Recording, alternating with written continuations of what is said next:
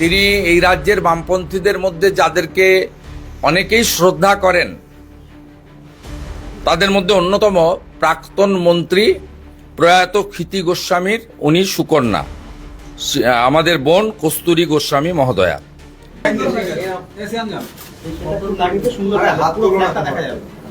এবারে শ্রমিক দা একটু ধন্যবাদ দিয়ে দিচ্ছি। হ্যাঁ হয়ে গেছে, আজকে এইটুকুনি ছিল আজকে আমাদের বলার। হ্যাঁ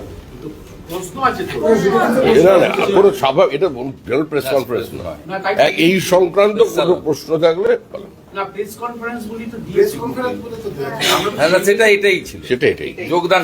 একটা প্রশ্ন সেটা হচ্ছে যে সেন্ট্রাল ফোর্স আগেই ডিপ্লয়েড করা হচ্ছে ভোটের আগে, মানে নির্বাচনের আগেই বাংলায় সেন্ট্রাল ফোর্স আসছে এবং ডিপ্লয়মেন্ট হবে, একটাই কারণে কমিশন চাইছে যে শান্তিপূর্ণ ভোট এবং সেন্ট্রাল ফোর্স ডিপ্লয়েড হোক বা না হোক, এসআইআর হোক বা না হোক, এসআইআর বন্ধ করে দিক, ইডি সিবিআই এর অফিসের তালা লাগিয়ে দিক, ইনকাম ট্যাক্স জিএসটি কে নোটিশ পাঠাতে বারণ করে দিক, পশ্চিমবঙ্গ পুলিশ দিয়ে মমতা ব্যানার্জি নির্বাচন করিয়ে দিক, তারপরেও এবার তৃণমূল হারবে।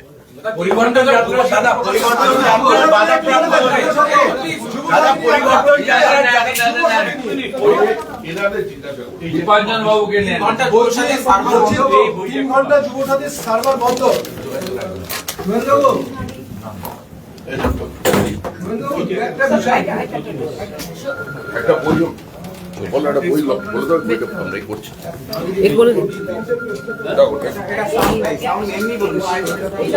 আজকে আমাদের এই বইটি পাবলিশ করছি আমরা, এইটার নাম হচ্ছে আধারের কথা। আমাদের এটা এই যে মহাজঙ্গল রাজের ইতিহাস পাবেন এতে।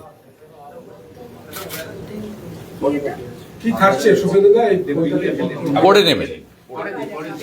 পরিবর্তন যাত্রায় বিজেপি বাধাপ্রাপ্ত হলে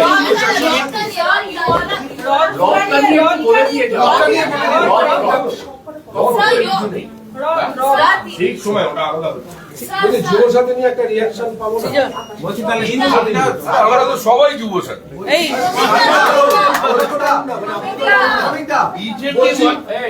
নরেন্দ্র মোদী মানেই যুব সাথী, ব্যানার লাগানো।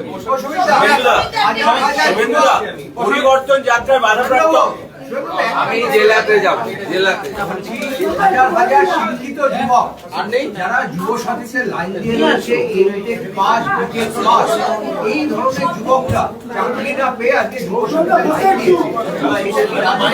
বাংলা লজ্জা মমতা। আরো ভালো ভালো খবর দেখতে সাবস্ক্রাইব করুন বাংলা হান্টের ইউটিউব চ্যানেল। বাংলা হান্টের আরো খবর দেখতে নজর রাখুন। বাংলা খবর মানেই বাংলা হান্ট।